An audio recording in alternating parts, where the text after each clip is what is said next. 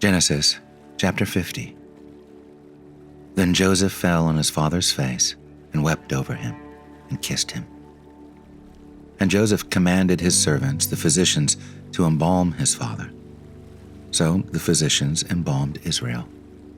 40 days were required for it, for that is how many are required for embalming. And the Egyptians wept for him 70 days. When the days of weeping for him were past, Joseph spoke to the household of Pharaoh, saying, "If now I have found favor in your eyes, please speak in the ears of Pharaoh, saying, My father made me swear, saying, I am about to die. In my tomb that I hewed out for myself in the land of Canaan, there you shall bury me. Now, therefore, let me please go up and bury my father. Then I will return." And Pharaoh answered, "Go up and bury your father as he made you swear." So Joseph went up to bury his father. With him went up all the servants of Pharaoh, the elders of his household, and all the elders of the land of Egypt, as well as all the household of Joseph, his brothers, and his father's household. Only their children, their flocks, and their herds were left in the land of Goshen. And there went up with him both chariots and horsemen. It was a very great company. When they came to the threshing floor of Atad, which is beyond the Jordan, they lamented there with a very great and grievous lamentation. And he made a mourning for his father 7 days. When the inhabitants of the land, the Canaanites, saw the mourning on the threshing floor of Atad, they said, "This is a grievous mourning by the Egyptians." Therefore the place was named Abel Mizraim. It is beyond the Jordan. Thus his sons did for him as he had commanded them, for his sons carried him to the land of Canaan and buried him in the cave of the field at Machpelah, to the east of Mamre, which Abraham bought with the field from Ephron the Hittite to possess as a burying place.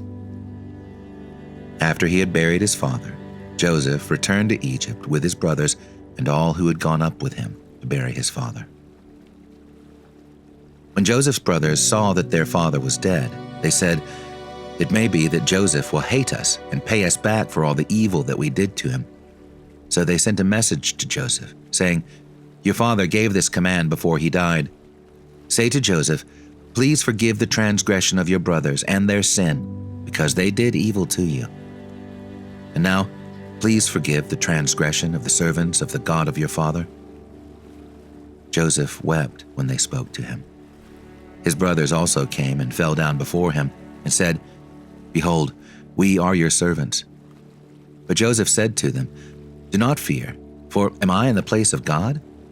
As for you, you meant evil against me, but God meant it for good, to bring it about that many people should be kept alive, as they are today.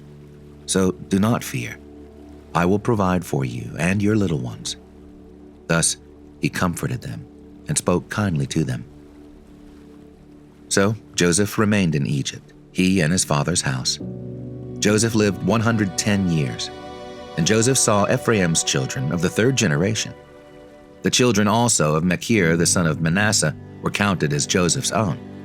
And Joseph said to his brothers, "I am about to die, but God will visit you and bring you up out of this land, to the land that he swore to Abraham, to Isaac, and to Jacob."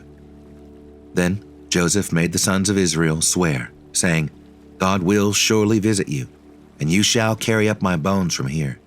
So Joseph died, being 110 years old.